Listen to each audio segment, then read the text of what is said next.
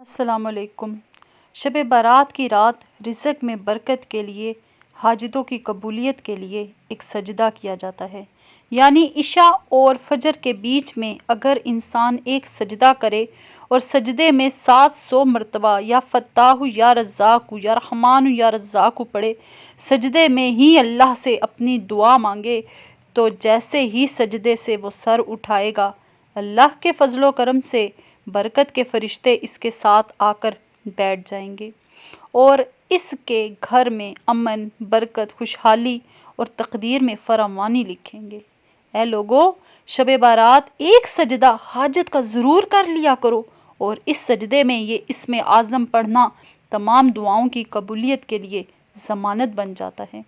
جو انسان شب برات کی رات اپنے دل کو صاف رکھتا ہے، گناہوں سے دور رہتا ہے، غیبت، غصے کو اپنے اوپر حاوی نہیں کرتا، اور عشاء اور فجر کی بیچ میں ایک سجدہ کر کے اس پر یہ اسم اعظم پڑھتا ہے، پھر اللہ سے دعا مانگتا ہے، ایسا ہو ہی نہیں سکتا کہ اس کی وہ دعا رد ہو، کیونکہ شب برات تمام برکت بانٹنے والے فرشتے منتظر رہتے ہیں کہ ہے کوئی اللہ کا بندہ جو آج کی رات عبادت کرے۔